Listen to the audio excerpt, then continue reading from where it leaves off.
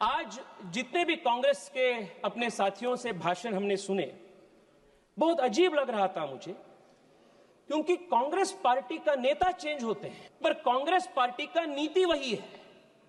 1947 से लेकर आज तक कांग्रेस पार्टी के जो कंसिस्टेंट पॉलिसी है वो भारत को और भारत के सशस्त्र बल को सिस्टमैटिकली और डेलिबरेटली वीक करने का एक पॉलिसी है। इसका उदाहरण मैं देना चाहता हूं।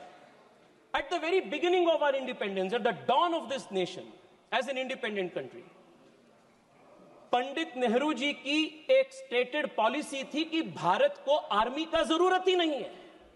जनरल लॉकहार्ट के पास बैठते हैं और नेहरू जी बात ये बोलते हैं कि rubbish, total rubbish, no plans of modernisation of army is required, India का पॉलिसी इज अहिंसा, we don't need the army, police will do its job. ये नेहरू जी की सरकार की स्टेटेड पॉलिसी थी।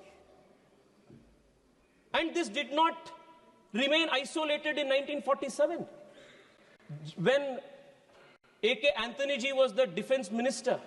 It was the stated policy. Madam, my party has allotted me 15 to 20 minutes time. Please give me the time given by my party. Madam,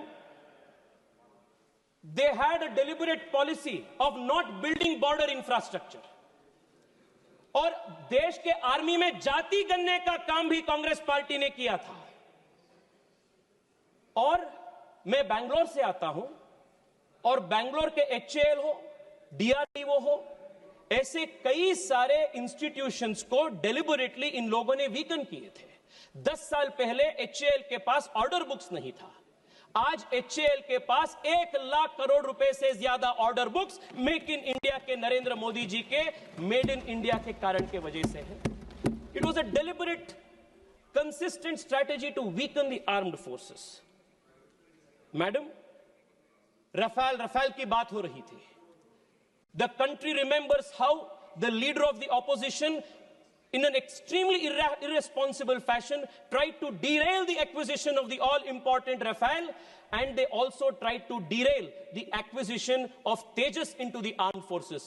If it was not for our defense minister Manohar Parrikar, today LCA Tejas would not have been a reality in this country. They had tried to kill all of these made in India defense projects.